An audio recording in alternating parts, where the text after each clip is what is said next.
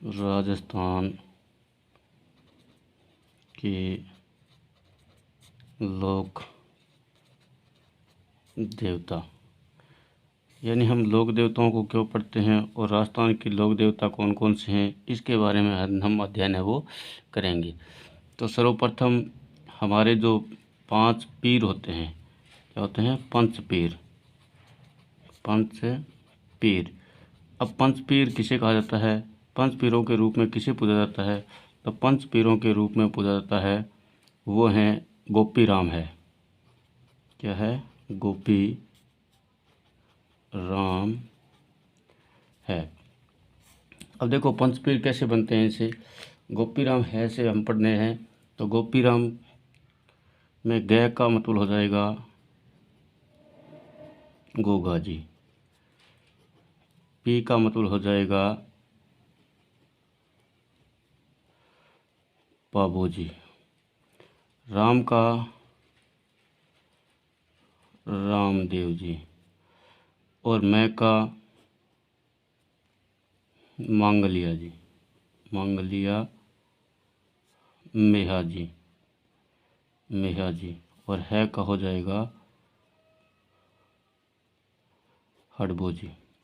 यानी इन पांचों को हम सर्वप्रथम पढ़ने का प्रयास करेंगे और हमारा सर्वप्रथम जो अध्ययन मुख्य रूप से जो बेसिक हमारा रहेगा वो इन पांचों पर ही रहेगा। भी राजस्थान के 5 पीर कौन कौन से हैं, इन 5 पीरों को याद करने का एक सुंदर सा पंक्ति है वो दी गई है।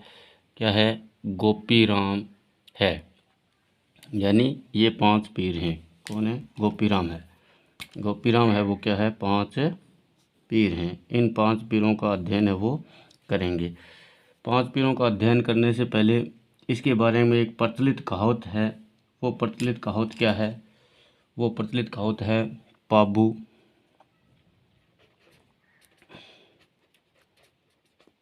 प्रचलित कहावत। इन 5 पीरों की एक प्रचलित कहावत है। वो प्रचलित कहावत है पाबू हरबू रामदे मंगलिया मेहा पांचों पीर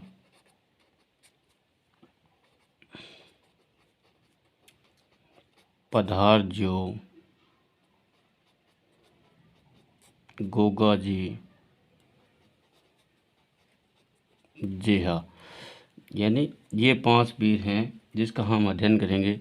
पाबू जी है, हड़बू जी है, रामदेव जी है, मंगलिया मेहा जी है और गोगा जी है। इसमें सर्वप्रथम हमारा आता है वो है गोगा जी। सर्वप्रथम हम किसका अध्ययन करेंगे? गोगा जी का। गोगा जी।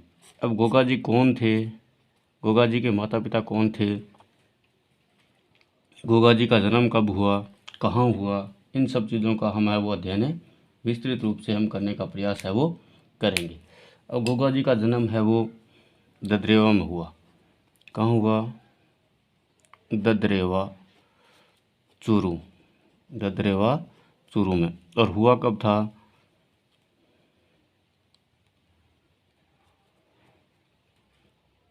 हुआ कब था?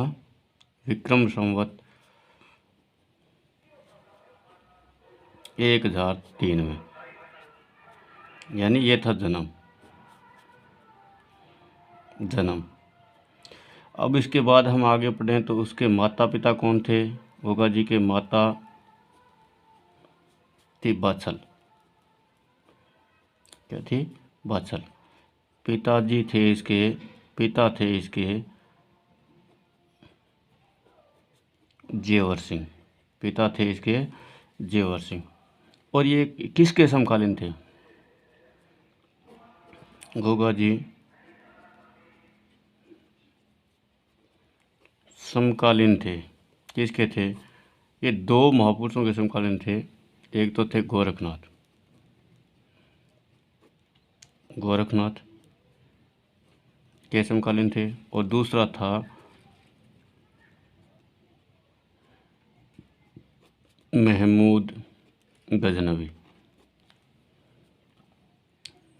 तो ये तो क्या थे, ये तो थे इसके गुरु, गोरखनाथ थे, ये क्या थे, इसके गुरु थे। किसके? गोगा जी के। किसके थे? गोगा जी के गुरु, गोगा जी के गुरु थे। कौन थे? गोरखनाथ। और महमूद गजनवी था, यह एक आक्रांता था, यह एक आक्रांत था, मतलब विदेशी आक्रमणकारी था, जिससे गोगा जी ने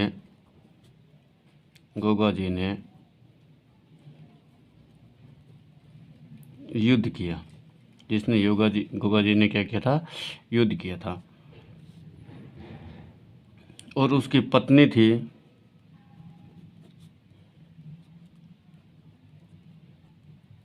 केमल दे। केमल दे के पिता थे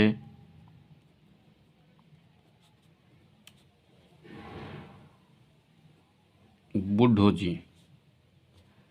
कौन थे? बुड्ढो जी। और गोगा जी के उपनाम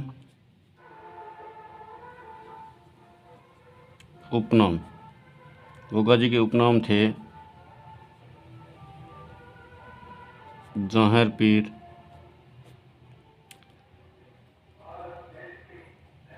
गोगा पीर, नागराज का अवतार,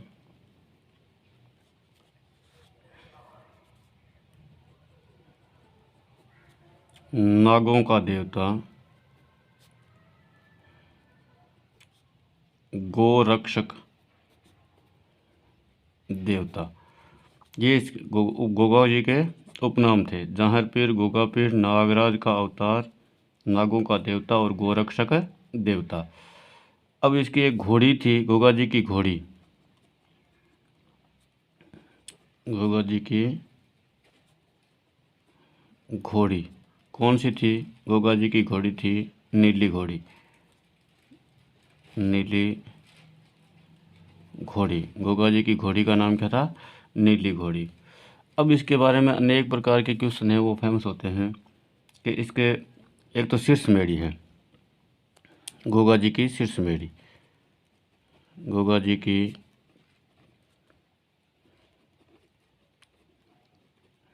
शीर्ष मेढ़ी, गोगा जी की शीर्ष मेढ़ी है, वो कहाँ की है?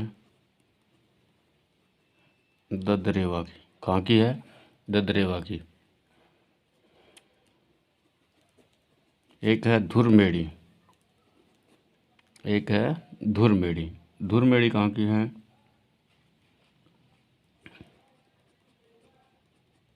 गोगा मेढ़ी नोहर, गोगा मेढ़ी नोहर। अब इसके बाद गोगा जी की एक ओल्डी है, गोगा जी की ओल्डी, ये कहाँ की है? ये है सांसौर। गोगा जी की ओल्डी है, वो कहाँ है? सांसौर। ये सांसौर कौन सा है? जालौर में। कहाँ है? जालौर में। गोगा जी का मेला कब पड़ता है? मेला भाद्रपद कृष्ण नवमी, कृष्ण नवमी को क्या पड़ता है? मेला पड़ता है, भाद्रपद कृष्ण नवमी को। और एक होती है गुग्गा राखड़ी। क्या है? गुग्गा राखड़ी, जिसे हम राखी भी कहते हैं, जिसे हम राखी भी कहते हैं। और इसमें एक धागा होता है, उसके ऊपर 9 गांठें लगाई जाती है। कितनी? 9 गांठें लगाई जाती है। और गोगा जी का जो मंदिर है, उसका निर्माण है वो किसने करवाया था? गोगा जी के मंदिर का निर्माण है वो सर्वप्रथम में करवाया था मकबरे नुमा था, और इसका निर्माण कराया था फिरोज शाह तुगलक ने, फिरोज शाह तुगलक ने। और वर्तमान में जो इसका निर्माण है वो किसने करवाया था? वर्तमान निर्माण है वो किसने करवाया? वर्तमान निर्माण करवाया था बीकानेर के शासक थे गंगा सिंह। गंगा सिंह ने इसका वर्तमान निर्माण है वो करवाया था। इसके बारे में एक प्रसिद्ध कहावत भी है, वो क्या है? जागीर परी के नाम से पूजने पर, तो यहाँ लिख देता हूँ,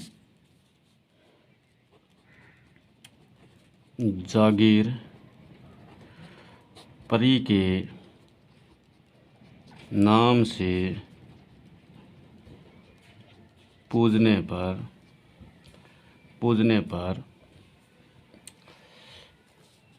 सर्पदंश का प्रभाव कम हो जाता है।